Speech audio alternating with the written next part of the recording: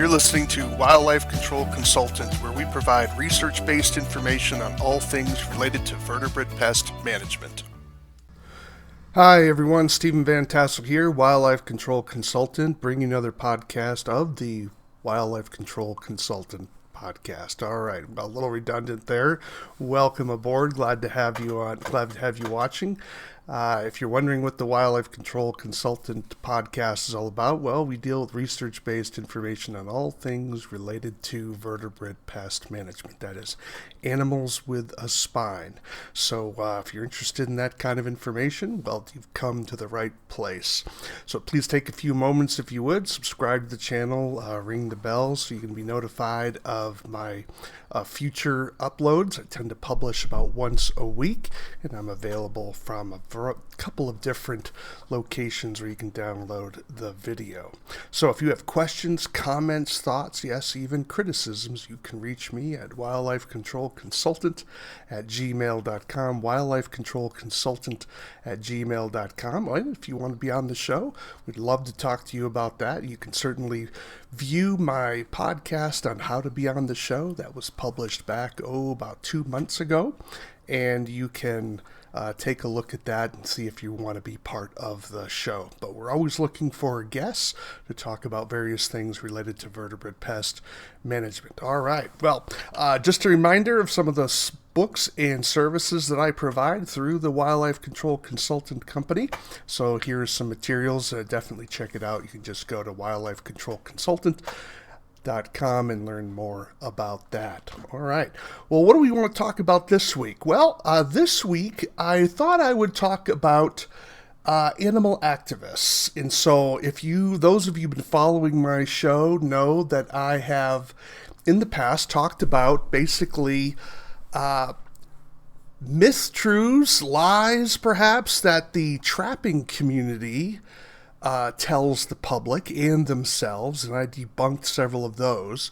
So I also thought it would be important to debunk some of the stories that animal activists tell themselves and others, because unfortunately when it comes to the issue of animals and animal use and animal control, there is sometimes not a lot of truth out there. And so what I mean by truth, I mean telling the whole story. I am very blunt, for example, when I talk about animal control, that we are doing painful things to animals, right? So I try not to dress things up. This isn't sort of a snuff podcast where we're just going to tell you, where we're just showing animal suffering all the time. Not at all. But we need to acknowledge the reality that what we're involved in is we're killing animals, and we're killing them in a variety of ways. We're trying to do it quickly. We're trying to do it properly, but there is suffering that's involved. I mean, that's just the acknowledgement. The difference is that we need to acknowledge that, work towards reducing unnecessary suffering, but not necessarily apologize for it, right? So this is where I differ from the animal rights, what I call the animal rights protest industry. And that is, they try to create some narratives that to sort of paint people who are sports hunters or fishermen or trappers in a manner that sort of doesn't put them in the best light. So we call that building a straw man. So they straw man us, and they try to claim to the public that these things are not necessary.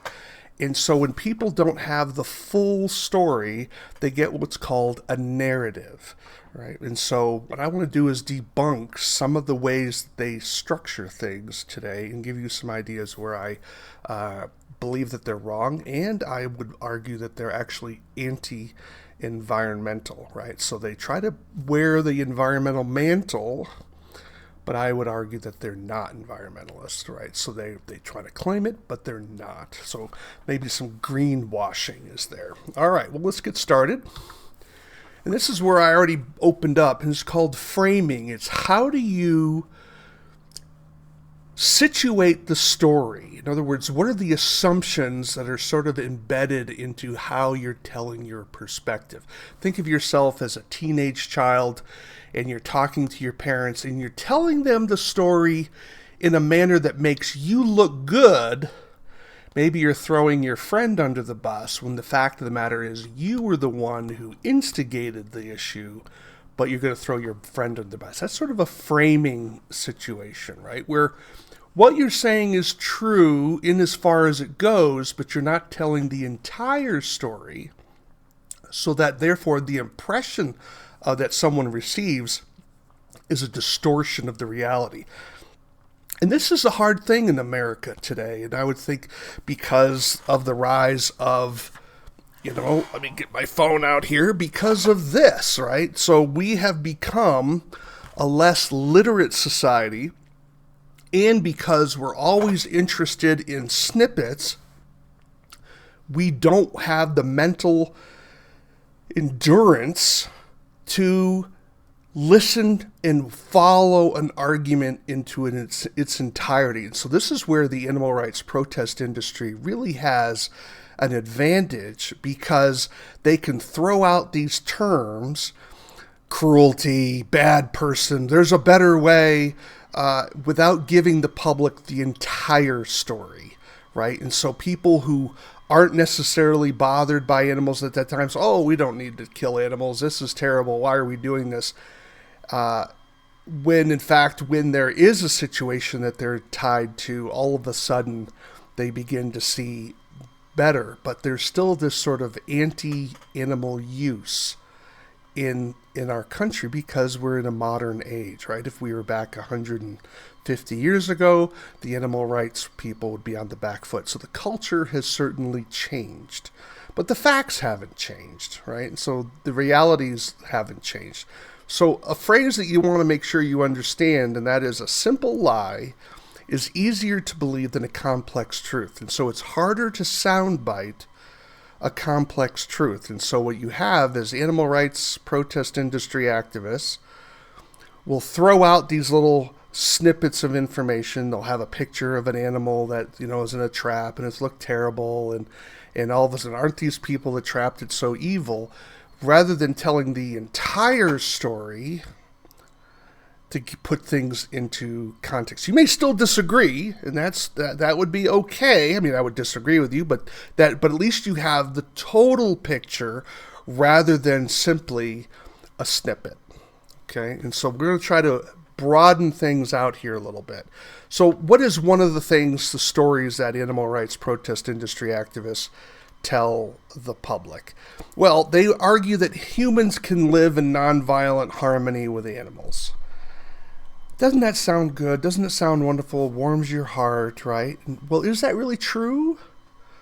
I don't believe that it is, right? And so that is not true. So I have a picture here of a pond, and notice what the beaver have done to these trees. You may say, well, what's the big deal? That's what beavers do. Beavers cut trees. Well, of course they do. That is absolutely true. But what if you wanted those trees to be there? Are you living in harmony with the animals? Or does something have to change here? And what if you screen those? Well, we need to screen those trees to protect them from the beaver. But isn't that taking food away from the beaver that he needs to eat? Why is that okay? Or can I kill the beaver? Or maybe harvest the beaver and use its fur and its castor? Is that wrong? Right? So this is where we're not getting, why is fencing those trees a moral decision? Well, you're not killing the beaver. Well, but I'm probably maybe just killing it more slowly because now he's going to struggle to find something to eat. Right? Is that part of the story that you're often not getting? How about those of you that like to fly planes? One of the things I said when I was doing a presentation at the University of Nebraska-Lincoln is I opened up my conversation with the audience and I asked them how many of them have flown a plane. And I think we had everyone in the audience raised their hand. Everyone in that audience had flown in a plane. And I said, do you know how many animals die just so you can fly? And there was a shock that went across the room.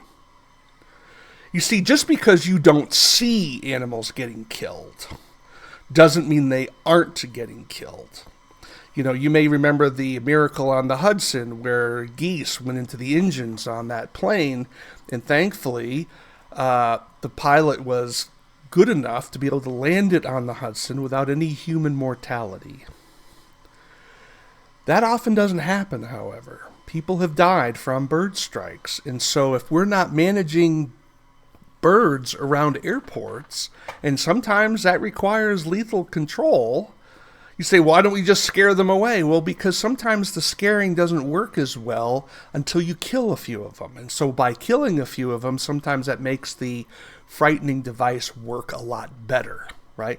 Because it takes time and money, and you've got to get things done, right? Because you want to get onto your plane and get to your connecting flight on time, right? And you want to do that safely, right?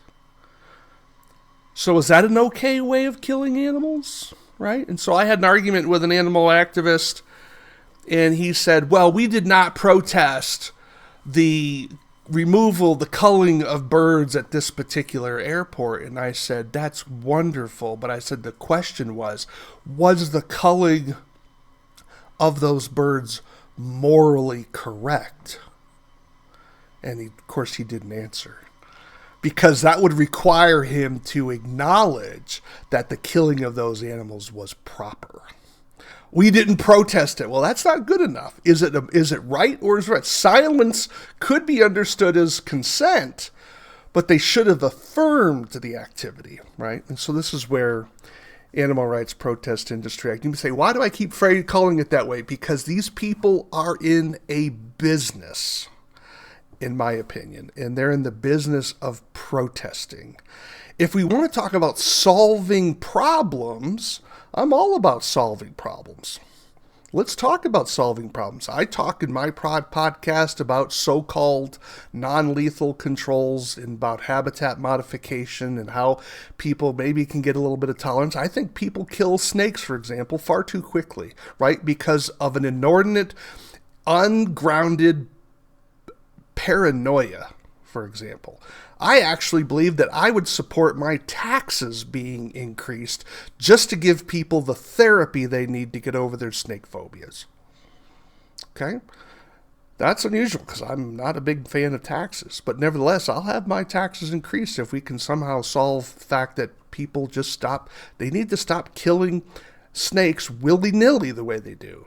Right? I know I have a family member, a relative who he hates snakes. He'll go after the snake to kill it.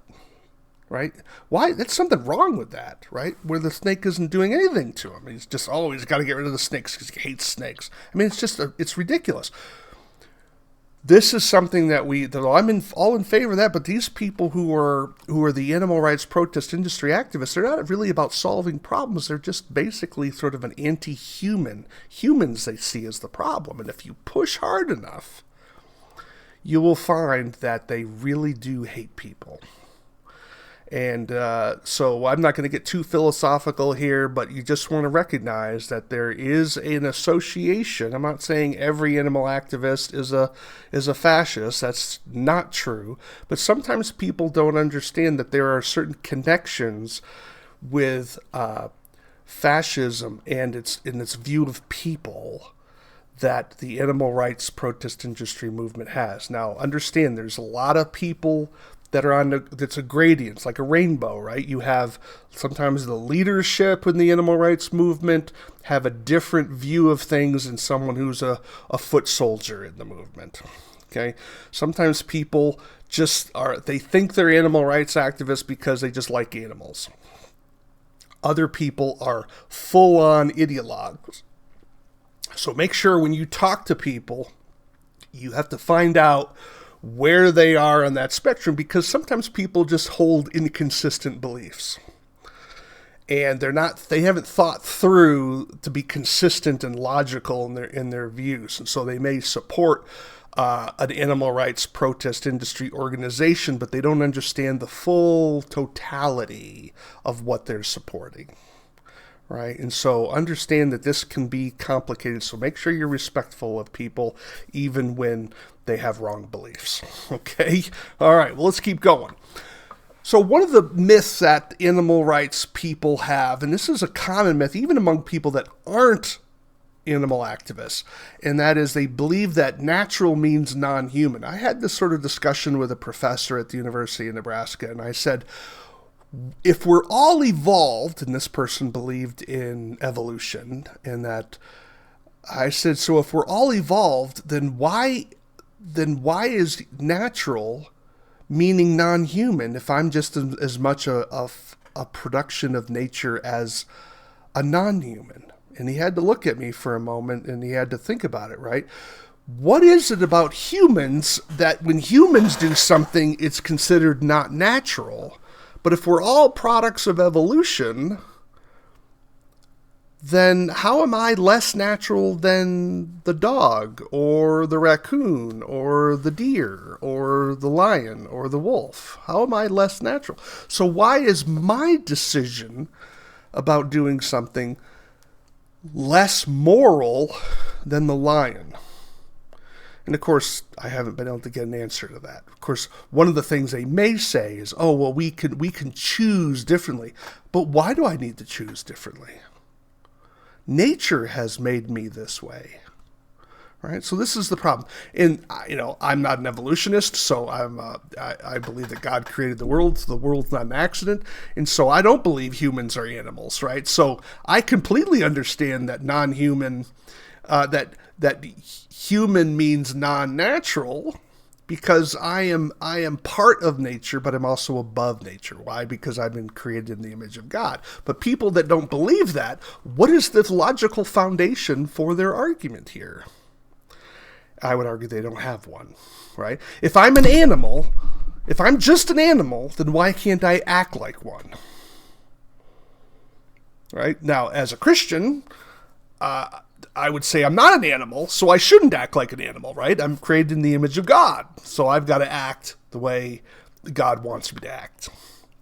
See the difference, right? So this is where they come into a conundrum, and of course, the public often has ideological blind spots and don't understand the reality of this, right? So if we're all just animals, then why can't I act like one? So why can't I kill another animal, just the way the lion kills a zebra, which is another animal?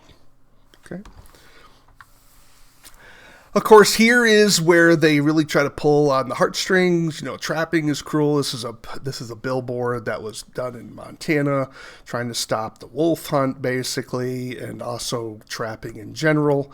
But it tries to find, usually what they try to do is they try to find a charismatic, what we call charismatic megafauna, which is an animal that people like Rocky the raccoon, or, a wolf or a coyote, and then they have it in the trap, and, it's looking sad and that sort of thing.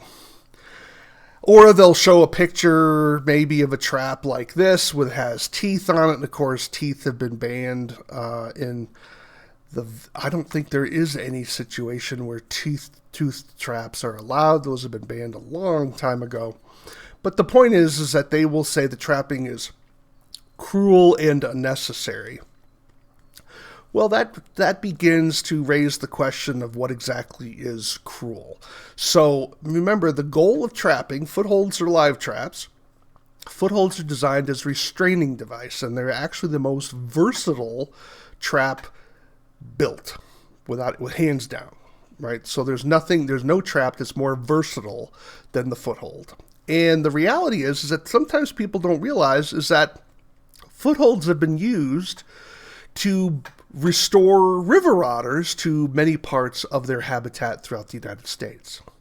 Now, isn't that interesting that the animal rights protest industry activists don't tell you that? Right? Why don't they tell you that footholds have been used by biologists to capture river otters, like down around the Louisiana area, and then transported them up to areas like Iowa and other areas, northern part of Mississippi, in order to reintroduce river otter and expand their range back to their historic period?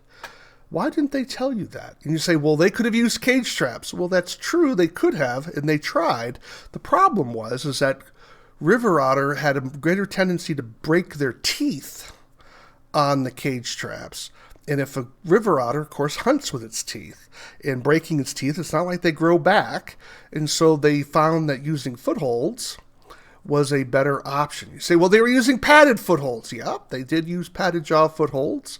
But we have padded jaw footholds, but even in places like Massachusetts, those were banned as well. So it's not really about the quote-unquote animal suffering that occurs. You will often find that it's just merely the function of trapping in and of itself is called cruel. And so that's kind of a bait and switch, right? I had a debate with animal activists in Massachusetts, and of course they had what's called the Ban Cruel Traps campaign. And so I asked him, I said, what makes this mouse trap humane? And he wouldn't answer the question because that was a trap they weren't going to ban in their trap. So if that meant if ban cruel traps, what they should have said was ban some cruel traps, right? They were dishonest in their marketing campaign. And of course, when we went off screen, he said, well, you know why. And I said, well, you need to say it why. You're not being forthright. Well, the reason is political, of course, and I knew the reason why. I wanted him to say it, though. The fact of the matter is that they knew that the public still hated mice and rats and weren't going to support the bill to ban mouse traps and rat traps, so they went and banned things that people were less familiar with, right? That's dishonest. Right? If you want to have an honest conversation, let's have an honest conversation. But that's not what people like to do, right? And that is because the truth is not something that's always convenient, right? So things are not pretty. I'm not telling you that trapping is pretty any more than being a butcher is pretty. Being a mortician is not pretty. But it doesn't mean it's not necessary and that it's not a righteous job. Okay, but we tend to have an attitude if something's icky, it must be immoral. No. It just means that we become a society where we think everything's done with a computer and everything is all nice and neat, and we can have our understanding of nature can be looked through our plate glass window when we're in the Rocky Mountains from our McMansion, right? Well, that's simply not true, because we have a relationship with nature, and it's better for us to engage nature because we have been given, here's the word, dominion over creation. That means we have a responsibility to manage the earth in service of God. Of course, a lot of people, I'm sure their heads have just exploded hearing that, but nevertheless, let's continue. Here's cage traps. So why don't we just use cage traps? Well, you think cage traps are humane? Really? Are they always humane? Well, look at this squirrel. Why is this squirrel's face all beat up? Because being in a cage trap can be very stressful for some animals. And so he's been banging himself against the cage trying to get out. That's why I revised a book by Steve Meyer. Steve Meyer wrote the first edition. I purchased the book and revised it because cage traps are not automatically humane. This is the mythology that's out there, right? That you have animals can be extraordinarily stressed, because how many of you cover half of your trap? Why do you want to cover half of your trap? Because the animal then has a place of shelter, because when he sees like a hawk fly overhead or a raccoon is coming along, because there have been situations where a raccoon will reach through the cage and pull the squirrel through the cage. Yeah, it's kind of a mess. Right? But I thought cage traps were humane. Well, they're not. I went to a job once where I put my head up into the attic and I saw a cage trap there and there was a dead squirrel inside. And I said, did you know you had a dead squirrel up here? Oh, yeah, we went on vacation and forgot about it. Is that a live trap or is that a death trap? Funny how that is, right? So this is part of the mythologies that people have out there. The reason this is mythology is because the device is only half of the experience.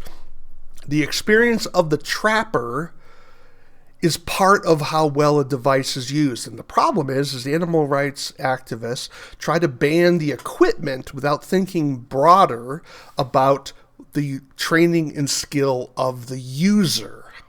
So some things that they just want to ban outright are more humane than the things that they're not banning. because people don't have the complete information. There's also an issue of cost, right? There's a cost to things. And so a foothold is a whole lot cheaper than using a Bailey beaver trap, which can cost $300. Here's another one. Traps are indiscriminate. How about your car? Is your car indiscriminate? Think about how many deer get killed by vehicles every single year. Are those indiscriminate? Why is it that hunting that deer is immoral, but killing it with your car is just sort of, well, it's an accident? We have ways of stopping that. We could build a lot more fences along highways and have bridges over them. Of course, what would that cost? Oh, the cost would be enormous. Or we could reduce deer populations, which would also reduce vehicle strikes by having proper hunting. So which is it? The deer are going to die one way or the other. They're going to die either with a vehicle strike or a disease or hunting. What do you think is a better way for that animal to be used? This is part of the mythology that is out there. And the other thing I have is that some people, they love fishing, but they hate trappers because trappers are terrible. And so what makes that hook discriminate? How often do you see situations where birds get caught up in some of the fish line that's been left behind by fishermen? And I'm not here to bash fishermen per se. What my point is that fishermen need to be careful about how many rocks they throw at people who are trappers.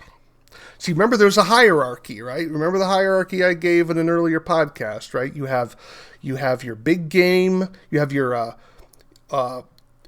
fly fishermen way at the top, and then you have your bird hunters. Of course, they have the dog, and that's all very elegant and pastoral.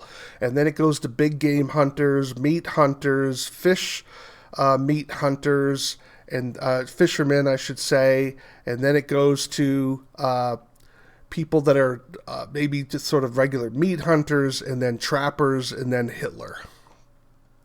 I mean, I'm fully aware that trappers are at the bottom of the prestige pyramid, right? So, but what makes fishermen so much better? The reason is because people don't have the same attitude towards fish as they do Rocky the raccoon. Sport hunting is cruel and unnecessary. Well, I've already addressed this a little bit when we talked about what's better. Is it better to have the deer hit by a vehicle? Or is it better to have it hunted? One of the questions I ask people when they say they hate hunters, and I tell them, I said, why do you hate people who pay the state for the privilege to work for free?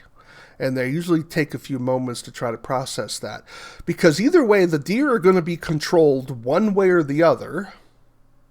They're either going to be harvested by people who pay the state for a license to kill the deer and eat the deer, or they're going to be killed by professionals who may not be eating the deer, or they're going to be killed by vehicles.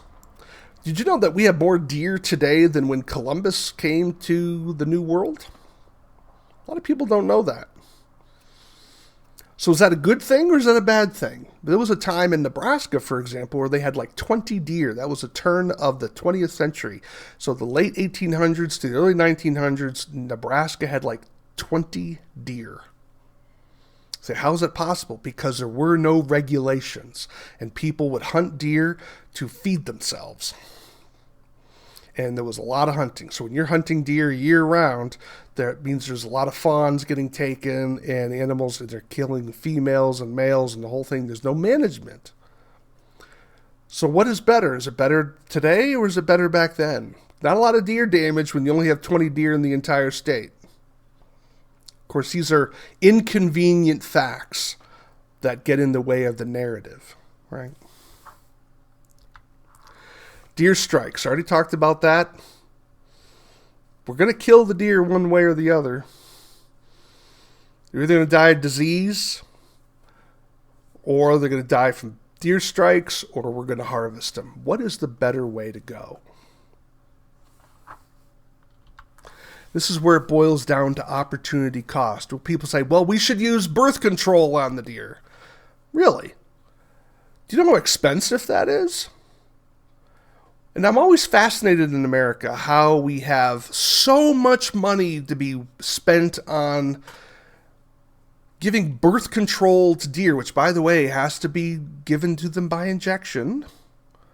Or you have to capture them and basically give them the snip. That's surgery. That's even more expensive.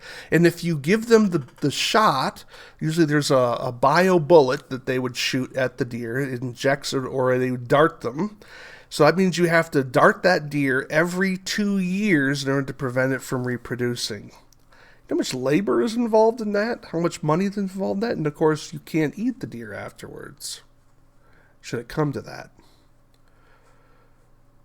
It takes an enormous amount of money. So why is that moral, where we could take that money and use a bullet and kill the deer, and then take the difference and give it to the poor? Which is the better answer? Right? That's opportunity cost. Opportunity cost means if you have a pile of money and you spend it on one thing, that meant the cost of that spending meant you couldn't spend it on something else. So when we're spending money on birth control for deer, it means we're not using that money for something else. That is a moral decision. So you're saying is it's more moral to give birth control to a deer than giving that money to some other purpose. Is that true? I don't think it's true. I think birth control for deer is a waste of time. It's like trying to find a safe cigarette. But this is the kind of thing we're wasting our time on, right? Because our morality has been twisted. That somehow harvesting of wildlife and management of wildlife has to be quote-unquote non-lethal. And I would argue in many cases what we think is non-lethal is not as non-lethal as you think it is. Here's another reason why I don't think animal rights protest industry activists really care about nature. And that is, why is it that they protest hunting and fishing and trapping and harvesting of wildlife, but they don't have the same sort of attitude on free-range cats? Now notice the word I'm using is free-range, because it's not about whether it's feral. Feral just means the cat is not owned. Free-range means that the owner lets it go outdoors and roam around. That's a free-range cat. A free-range could be a feral cat or it could be an owned cat. It's just the point is the cat's outside. Cats are born killers. That's how God built them. They kill everything. Anything they can capture, they will kill. So why is it that we don't have the protesting about feral cats? Why isn't these various animal rights groups petitioning governments to really crack down on free-range cats? Why? Because that's who their constituents are. That's where they get their donations from. Oh, we're just going to trap, neuter, and release. There have been, I think one case where the population of cats that were trapped, neutered, and released actually declined. And again, the cost involved. And of course, even the neutered cat's out killing everything it can find. Those are moral questions, folks. But again, the animal rights people just don't want to tell us the whole story so that we can make an informed decision. I hope this podcast gives you something more to think about. There's that bluebird that was killed in my yard, I believe, by a free-range cat.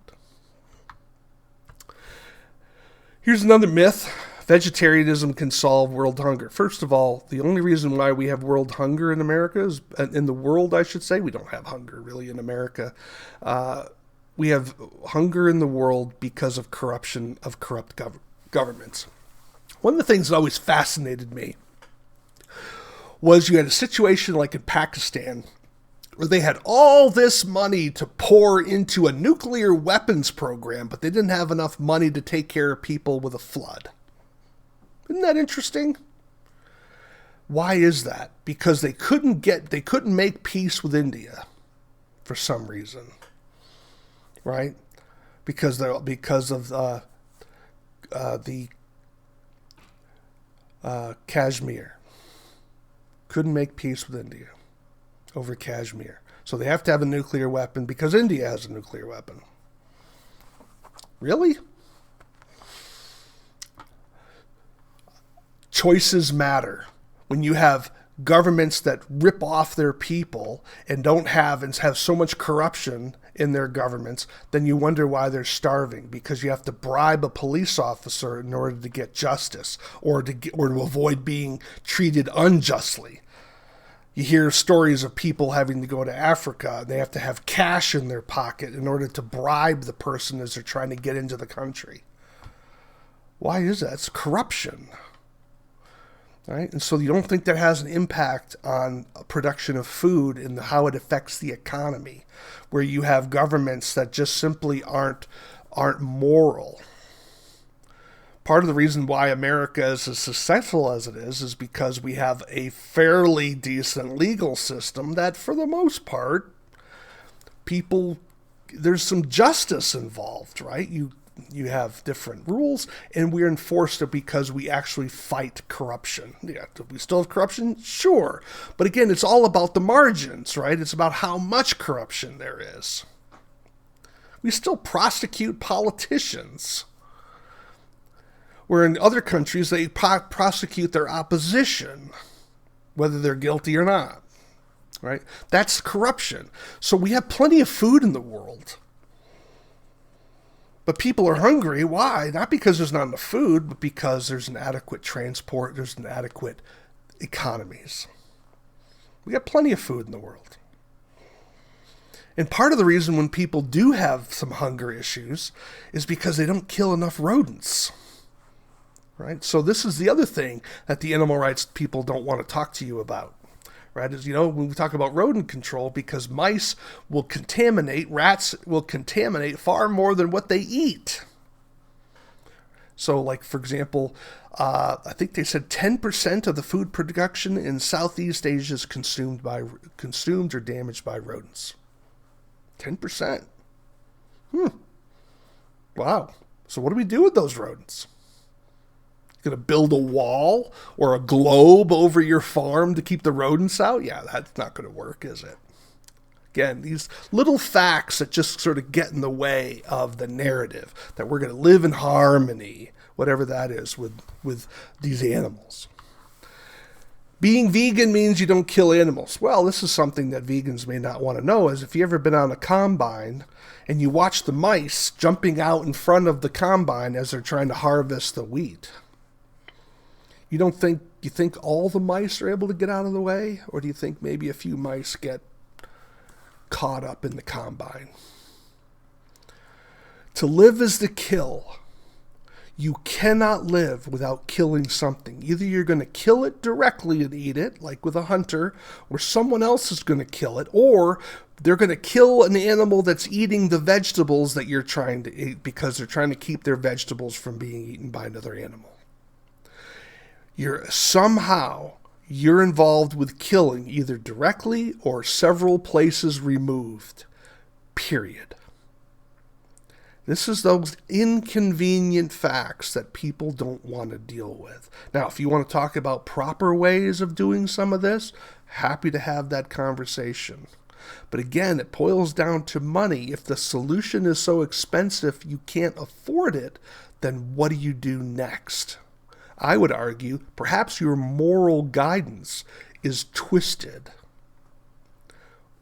There is nothing in terms of like a Christian that God requires of us that we cannot do. He doesn't require us to do things that are unaffordable.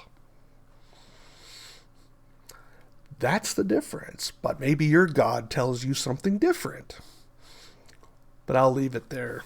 If if you want to read more about this, you can certainly read my dissertation that I published. It was actually an expansion of my dissertation, Dominion Over Wildlife, an environmental theology of human-wildlife relations. And so I basically discuss the biblical evidence. I take on the so-called Christian animal rights movement, and I take on their arguments both in the Old Testament, New Testament, and then I deal with their ethical arguments, and then I do a case study in the science area defending the role of the foothold trap, particularly with the coyote, and then I come with a conclusion about our proper relationship with nature. So enjoy that. But of course, if you have questions, comments, thoughts, of course, if some of you want to be out here and have a debate with me and come on my show, be happy to have that conversation, provided you can be respectful and we can have a fair conversation about how do we move forward with our treatment of wildlife, because it is an important question. Don't deny that. I just disagree with their solutions. So, all right. Well, hope you found that helpful, everyone. Of course, always looking forward to hearing from you. You can reach me at wildlifecontrolconsultant@gmail.com, wildlifecontrolconsultant@gmail.com. Till next time, take care, everyone. This is the disclaimer for Wildlife Control Consultant Podcast. Vertebrate pest control is an inherently dangerous activity involving risk of bodily injury to you, others, and/or property. Vertebrate pest control also involves legal issues, so be sure to always follow national, state, provincial, and local laws when using pesticides and/or other control methods when controlling pests. Wildlife Control Consultant LLC, Stephen M. Vantassel, or their affiliates are not responsible for your use of the information provided here. Always consult a qualified and appropriate professional before employing the information provided here.